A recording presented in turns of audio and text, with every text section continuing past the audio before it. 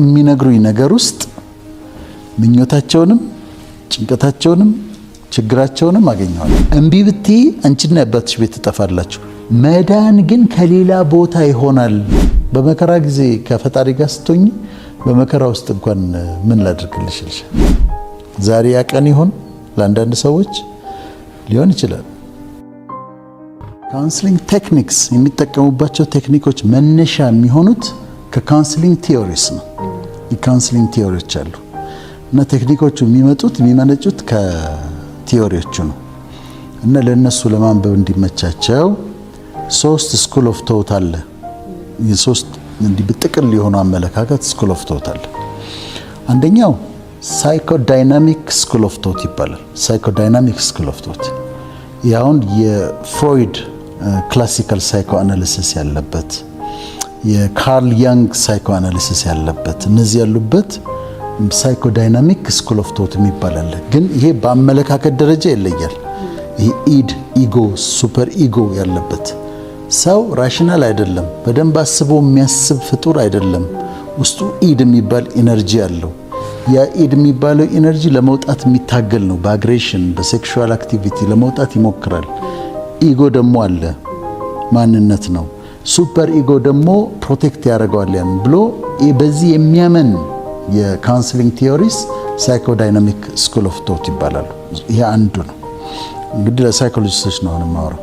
ሁለተኛው ሂዩማኒስቲክ ኤግዚስተንሻል ስኩል ኦፍ ቶት ነው የሚባለው። ሂዩማኒስቲክ ኤግዚስተንሻል ስኩል ኦፍ ቶት ደግሞ ሰው ራሽናል ነው። ካውንስል ታረጊውና ራሱ እንዲወስን እርጂው እንጂ አትወስኝለት፣ አቅጣጫ አታሳየው፣ እሱ ራሱ ይወስን የሚለው ነው። እዚህ ውስጥ ክላይንት ሴንተርድ ቴራፒ አሉ። ክላይንት ሴንተርድ ጌስታልት ቴራፒ አለ። ትራንሳክሽናል አናሊሲስ አለ። እነዚህ ደግሞ አንድ ግሩፕ ሆነው ሂዩማኒስቲክ ኤግዚስተንሻል ስኩል ኦፍ ቶት ይባላሉ። ሶስተኛው ስኩል ኦፍ ቶት ኮግኒቲቭ ቢሄቪየራል ስኩል ኦፍ ቶት ነው የሚባለው። ይሄ ደግሞ ኮግኒሽን ላይ ነው፣ እውቀት ላይ ነው መስራት ያለብን፣ ባህሪ ላይ ነው መስራት ያለብን ብሎ የሚያምን ስኩል ኦፍ ቶት ነው።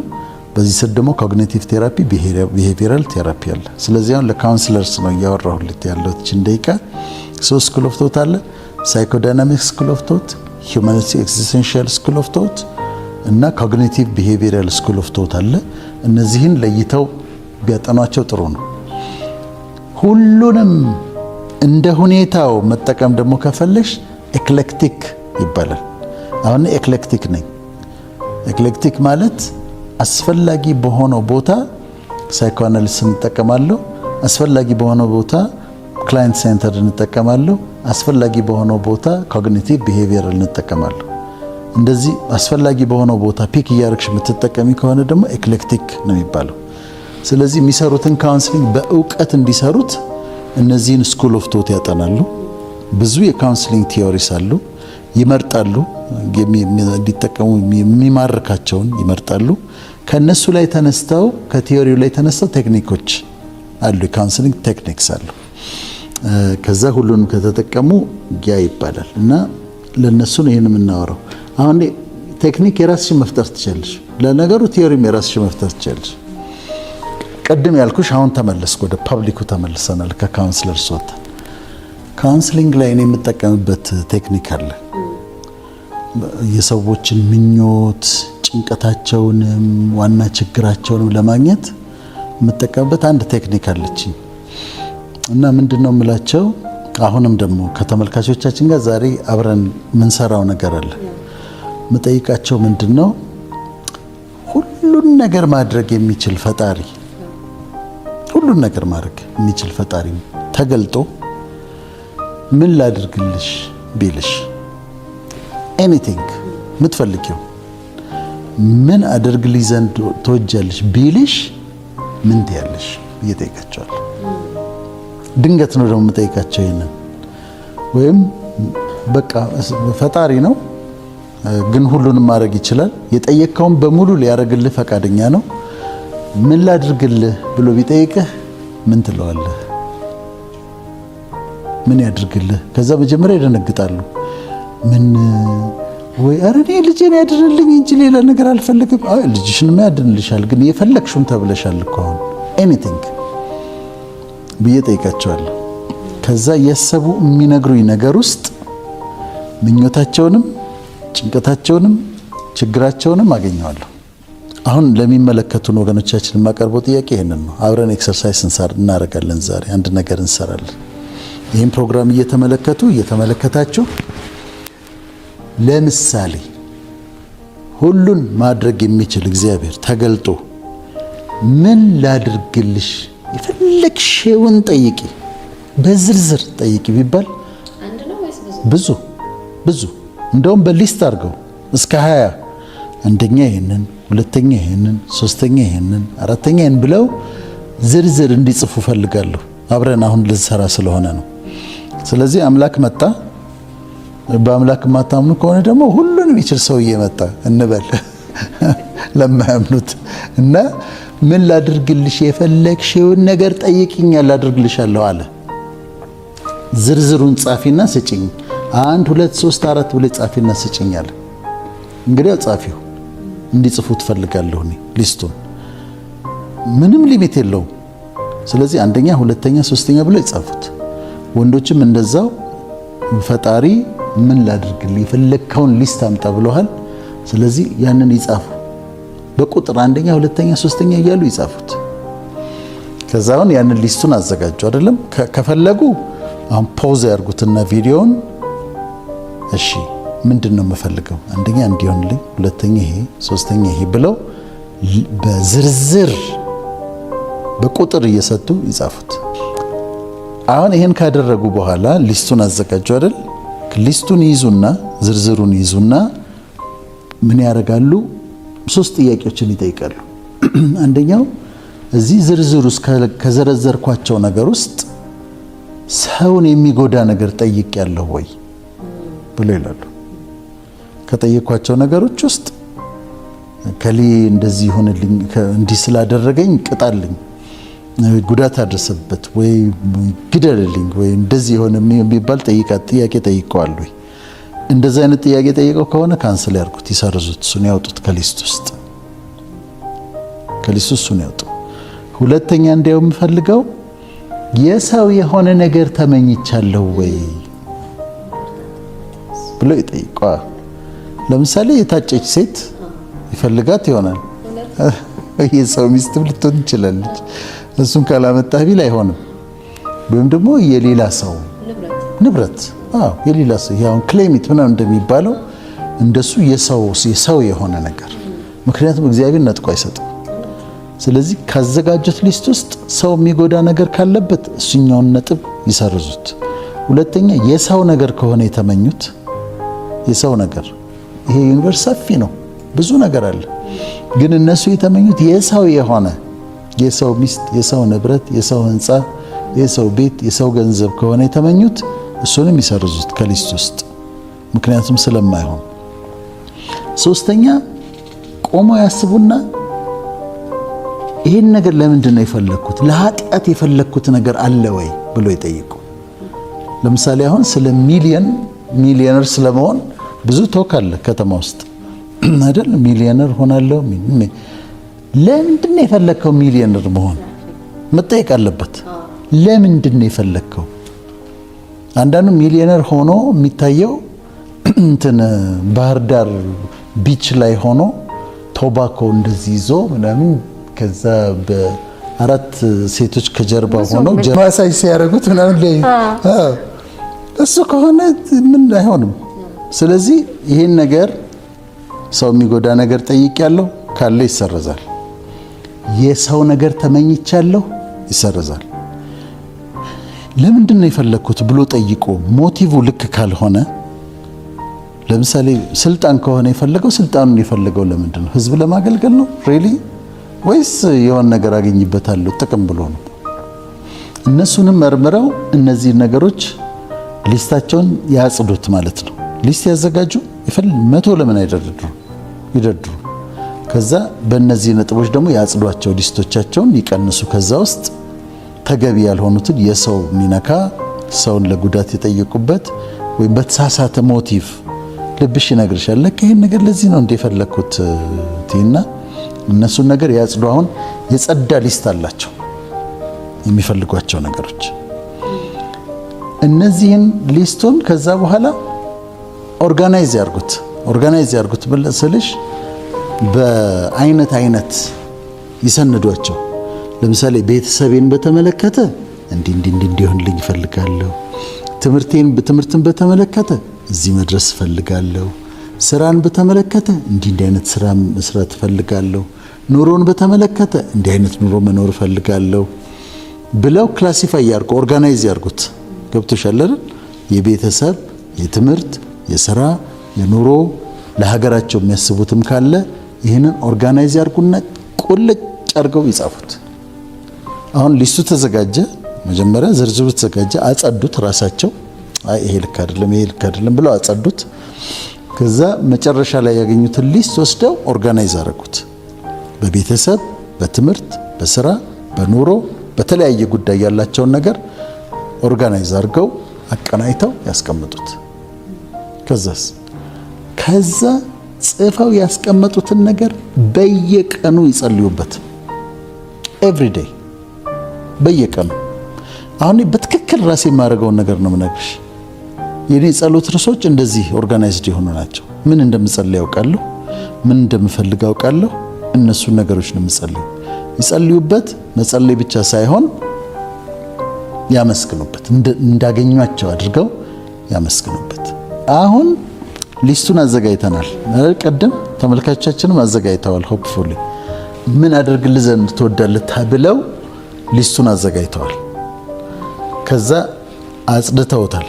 ሞቲቭ ልክ ያልሆነውን፣ ሌላ ሰው ጉዳልኝ ያለበትን፣ የሌላ ሰው ነገር እሱን አጽድተዋል። ፔቲሽናቸው፣ ጥያቄያቸው በየቀኑ ያቀርባሉ። ኤቭሪ ሲንግል ዴይ ደግመው ያቀርቡታል። አይሰለቸውም እስኪፈጸም ድረስ። ሲፈጸም ያልተፈጸሙትን ደግሞ ደግመሽ ምስጋና ይቀጥላል። ይቺ ጥያቄዋን የምታቀርቢባት የልመና ጸሎት የምትጸልይበት ቦታ ላይ ግን በየቀኑ ጸልዩ። ከጸለይሽ በኋላ ደግሞ እንዳደረገልሽ ደግሞ አምነሽ ይሄ ነገር ስለሆነልኝ ስለምታደርግልኝ አምናለሁ፣ አመሰግናለሁ ብለሽ ደግሞ ታመሰግኛለሽ። በየቀኑ ይጸልዩት። አሁን ያልኩት ምንድነው? ቢልሽ አይደል? ሁሉን የሚያደርግ አምላክ ምን ላድርግልሽ ቢልሽ ነው። ግን አንዳንድ ጊዜ ይላል ብሎ ያውቃል። ምናልባት ለአንዳንዶቹ እኔ ሳልሆን እሱ ብሏቸው ሊሆን ይችላል። ዛሬ እዚህ ፕሮግራም ላይ አክቹአሊ የእግዚአብሔር መንፈስ ሊሆን ይችላል ጥያቄውን እያቀረበላቸው ያለው። ኤኒቲንግ ዩ ኔም ኢት ተብሎ ሊሆን ይችላል አንዳንዶች። ምክንያቱም ለምሳሌ ሰለሞንን ተመልከች። ንጉሥ ሰለሞን በነገሰ በስንተኛው ጊዜ እግዚአብሔር መጣና ምን እንድሰጥህ ለምን አለው። ኤኒቲንግ ምንም ነገር መጠየቅ ይችላል። ምን እንድሰጥህ ለምን አለው። ከዛ ሰለሞን አሰበና በዚህ በታላቅ ሕዝብህ ላይ ሾመኸኛል አለ። እኔ ደግሞ መውጫ መግቢያዬን ማላውቅ ብላቴና ነኝ አለ። ስለዚህ ሕዝብህን እንድመራ ሕዝብህን እንዳስተዳድር ጥበብ ስጠኝ አለው። ጥበብና አስተዋይ ልብ ስጠኝ አለው። እዛውም እዚህ ጋር ልክ ራሱ እግዚአብሔር የተገረመ ነው የሚመስለው። የሰለሞን ልመና ሰምቶ ምን አለው? የጠላቶችን አንገት ማለት የጠላቶችን ሞት ልትጠይቀኝ ትችል ነበር፣ አልጠየቀኝም። ለራስህ ሀብትና ብልጽግና ልትጠይቀኝ ትችል ነበር፣ አልጠየቅም። ነገር ግን ሕዝቤን ለማስተዳደር ጥበብን ጠይቀሃልና አለው። ካንተ በፊት ማንም እንዳልነበረ ካንተ በኋላ ማንም እንዳይኖር አድርጌ ጥበበኛና አስተዋይ ልቦናን ሰጥቻለሁ አለው። ዊዝደም ሰጠው፣ ኖሌጅ ሰጠው፣ አንደርስታንዲንግ ሰጠው። የልብ ስፋት ደግሞ ሜሞሪ ነው ሰጠው። በጣም አስገራሚ ስጦታ ነው። እስካሁን ድረስ እናነሳዋለን። ደግሞ አለው ከነገስታት ማንም እንዳይመስልህ አድርጌ ማንም ንጉስ እንዳይወዳደርህ አድርጌ ደግሞ ሀብትና ክብርን ሰጥቻለሁ አለው። ሀብትና ክብር ብልጽግናን ሰጥቻለሁ አለው። በዛ ሰዓት ግን ሰለሞን ያው በጣም እግዚአብሔርን ያስደነቀ ጥያቄ ጠየቀ እንጂ ምንም ነገር የመለመን መብት ነበረው። ምክንያቱም የዘረጋለት እሱ ነው ምን ላድርግልህ ያለው። ምን እንድሰጥህ ለምን አለው። ማን ያውቃል? አሁን አንዳንዶቹን ምን እንድሰጥህ ለምን ተብለው ከሆነ ዊዶን ነው እሱ ከሆነ ያላቸው። እኛ ቢሆንስ ብለን ያቀረብነው ካላቸው ደግሞ ማን ያውቃል? ያልጠየከውን ሀብትና ክብር እሰጥሃለሁ አለው። በጣም ይገርመኛል። ሁለተኛ ምሳሌ ልስጥሽ። በሰው በኩል ደግሞ ሲመጣ እግዚአብሔር በሰው በኩል ደግሞ ሲመጣ ነቢዩ ኤርሚያስ የሚባል ሰው ነበር። ይሄ ትንቢተ ኤርሚያስ የተጻፈለት በጣም ከእግዚአብሔር ጋር የሚከራከር ሰው። አንዳንዴ አልናገርም እሱ ሁሌ ንስሐ ግቡ፣ ተመለሱ፣ ተው ጥፋት እየመጣ ነው፣ ተው እንዴት ሆናላችሁ እያላቸው አይሰሙትም። አንዴ ጉድጓድ ውስጥ ይጥሉታል፣ በጥፊ ይመቱታል፣ ምናምን ያደርጉታል፣ ያዋርዱታል። ከዛ ይሄድና ከእግዚአብሔር ጋር ይከራከራል። አታለልከኝ፣ እኔም ተታለልኩኝ፣ በስምህ አልናገርም ብል ቃልህ አጥንቴ ውስጥ እንደ እሳት ሆነብኝ፣ ለምን እንደዚህ ታደርገኛለህ ይለዋል። ሰቆቃ ኤርሚያስ ላይ ሄደሽ ስትመለከቺ መንገዴን በተጠረበ ድንጋይ ዘጋህ፣ በቃ አሰቃየኝ ይለዋል። ከዛ ደግሞ መለስ ሲልና ሰው ዝም ብሎ እግዚአብሔርን ተስፋ ቢያደርግ መልካም ነው፣ እሱ አሸክሞታልና ዝም ብሎ ይሸከም ደግሞ ይላል። ማለዳ ማለዳ አዲስ ነው፣ ምሕረቱ ብዙ ነው ደግሞ ይላል። ይወደዋል፣ ፈጣሪን ይከራከረዋል፣ ይሟገታል ከእግዚአብሔር ጋር። አንዳንዴ ሙግት አለ፣ ሰዎች የሚሟገቱ አሁንም እኮ የሚሟገቱ ሰዎች አሉ እና ይከራከሩታል። ከእግዚአብሔር ጋር የሚከራከሩ ሰዎች አሉ። አንተ ለምን እንደዚህ አታረግም? እንዲህ ማድረግ አለብህ ምናምን የሚለው አሉ። እና ኤርሚያስ እንደዛ አይነት ሰው ነበር። እንደዛ አይነት ህይወት አሳልፎ ግን መጨረሻ ላይ ናቡከደነጾር መጣ፣ ጦሩን ሲይዞ። በጣም ኃይለኛ ጦር ነው። ያን አምጾ የነበረውን ህዝብ ጠራርጎ ወሰደ። ህዝቡ ሲወሰድ የናቡከደነጾር ጀነራል የነበረ ናቡዘረዳን የሚባል ጀነራል መጣ ኤርሚያስ ጋር። ምን ላድርግልህ አለው። ከነሱ ጋር መሄድ ትፈልጋለህ? ሂድ። ወደዚህ ወደ ሀገር መሄድ ትፈልጋለህ? ሂድ። የፈለከውን አድርጋለሁ። ሌላው እኮ እየተጋዘ ነው። በመከራ ጊዜ ከፈጣሪ ጋር ስትሆኝ በመከራ ውስጥ እንኳን ምን ላድርግልሽ ይልሻል፣ ምርጫ ይሰጥሻል። ምክንያቱም በከባዱ ጊዜ በአስቸጋሪው ጊዜ ከሱ ጋር ሆነሻልና እንደዛ ይላል። ስለዚህ ምርጫ ተሰጠው። እሱ ምን ላድርግልህ አለው፣ በሰው በኩል ማለት ነው። ምን ይደረግልህ አለው። መጨረሻ ሶስተኛ ምሳሌ ማነሳት አስቴር ነች። አስቴርን ታውቂያለሽ? ሀደሳ ነበር ስሟ። ሀደሳ የንጉሱ ሚስት አስጢን አስቸግራ ተሽራ ከንግስትነቷ ሴቶች በሙሉ ተሰብስበው ተመርጠው ቁንጅና ውድድር፣ ትልቅ ቢዩቲ ኮንቴስት ነበር። እሷ እግዚአብሔር ሞገስ በሷ ላይ ሆኖ በድህነት ያደገች ነች። እሷ ቆሎ በልታ ያደገች ነች። ልብሷን አጥባ አስጥታ ድርቃ የምትለብስ ሴት ነች። አንድ ያጎቷ ልጅ መርዶኪዮስ ነው ያለው፣ ሌላ ማንም የለም። በኋላ የንጉሱ ሚስት ሆነች። አሁን ወደምንፈልገው ፖይንት ስንመጣ በ127 አገሮች ላይ ንግስት ሆነች። አሁን አንድ ችግር ተፈጥሯል። ችግሩ ምንድነው? አይሁድ በሙሉ እንዲገደሉ ተብሏል። አዋጅ ወጥቷል። ሐማ የሚባል ሰው ተንኮለኛ ሰው ንጉሱ ጋር ገብቶ አታሎት አዋጅ አስወጥቶ የእሷ ዘመዶች በሙሉ እንዲገደሉ አዋጅ ወጥቷል። ከዛ መርዶኪዮስ ይጠይቃታል፣ ረግቢና አንድ ነገር አድርጊ ብሎ። በኋላ በጣም የሚነካኝ ቃል አለ እዛ ጋር። እሷ እኔ አልተጠራሁም፣ ንጉሱ ጋር አልተጠራሁም፣ ንጉሱ ጋር ደግሞ ሳልጠራ መቅረብ አልችልም ስትለው መርዶኪዮስ ምን አላት? ምናልባት ለዚህ ጊዜ ቢሆንስ for a time such as this እዚህ የገባሽው ለእንዲህ አይነት ጊዜ ቢሆንስ ግን አላት፣ እምቢ ብትይ አንቺና የአባትሽ ቤት ትጠፋላችሁ፣ መዳን ግን ከሌላ ቦታ ይሆናል አላት። መዳናችን አይቀርም፣ መዳናችን ከሌላ ቦታ ይሆናል አላት። አሁን እዚህ ጋር ነው የምፈልገው። ንጉሱ ጋር አልተጠራችም። በዛ ሰዓት የነበረው ስርዓት ምንድነው? ንጉሱ ሳይጠራ ማንም ሰው ወደሱ አይቀርብም። የምትቀርቢው የወርቅ ዘንግ አለው፣ ሲዘረጋልሽ መቅረብ ትችላለሽ። ካልዘረጋ ማንም ሰው ንጉሱን ቢቀርብ ይገደላል። ህጉ ይሄ ነው፣ መገደል ነው። ንጉሱ በትሩን ሳይዘረጋ መቅረብ ማለት ሞት ማለት ነው። ስለዚህ አስቴር መጣች። ባሏ ቢሆንም ግን ስርዓቱ መጠበቅ ነበረበት። ልትገደል ትችላለች ማለት ጠባቂዎች አሉ። ንጉሱ በትሩን ሳይዘረጋ ዘንጉን ሳይዘረጋ የሚቀርብ ማንም ይሁን ማን ይገደላል። ከዛ ንጉሱ አያትና መጀመሪያ የወርቅ ዘንጉን ዘረጋላት። አሁን በሰው በኩል እግዚአብሔር ሲሰራ ማለት ነው። የወርቅ ዘንጉን ዘረጋላት። ከዛ ንግስት አስቴር ሆይ ምን ትሻለሽ? ምንስ ትለምኝኛለሽ እስከ መንግስቴ እኩሌታ ድረስ ይሰጥሻል አላት። ማለት I will give you half my kingdom፣ ግማሹን መንግስቴን እሰጥሻለሁ። ዩኔሚት ማለት ነው። የፈለግሽውን ነገር ጠይቂ፣ ግን እስከ መንግስቴ እኩሌታ ድረስ መንግስትህን ከፍለ ስጠኝ እንኳን ብትይ እሰጥሻለሁ ማለት ነው። አይሽ እንዴት ኦፈር እንደሚያደርግ አንዳንዴ በሰዎች ህይወት የሚቀርበው ጥያቄ የፈለግሽውን ጠይቂ ማለት ነው። ቤቶች ብትጠይቀው ይሰጣታል። ከተሞች ብትጠይቀው ይሰጣታል። 127 ሀገሮች ላይ ነው የሚመራው። ሀገሮች 27ቱን ሀገሮች ስጠኝ ብትይ ይሰጣታል። እስከ መንግስቴ እኩሌታ ድረስ half of my kingdom ነው ያላት። ንግስት አስቴር ሆይ የምትሽው ምንድነው? የምትለምኚ ምንድነው? እስከ መንግስቴ እኩሌታ ድረስ ሰጥሻለሁ አላት። እንዲህ አይነት ድምጾች አሉ አንዳንድ ጊዜ። ከዛ እሷ ጥያቄዋ የህዝቧ ጉዳይ ስለነበረ ቀረበችና መጀመሪያ ግብዣ ጋበዘችው ለማሳጠር። በኋላ ህዝቤ ሊገደል ነው አለችው። ህዝቤ ሊጠፋ ነው፣ አዋጅ ወጥቷል። ማን አዋጅ ወጣው? ሃማ። ከዛ መርዶኪዮስን ሊያስገድለው ነበር ሃማ። መርዶኪዮስ ከበረ። ሃማ ሞተ። እና ምን ይላል ቅዱሱ መጽሐፍ? ነገሩ ተገለበጠ ይላል። ሊገደሉ የነበሩት ዳኑ፣ ሊገድሉ የነበሩት ሞቱ። ሊሰቀል የነበረው ተሰቀለ። ሊሰቀል የነበረው ጠቅላይ ሚኒስትር ሆነ።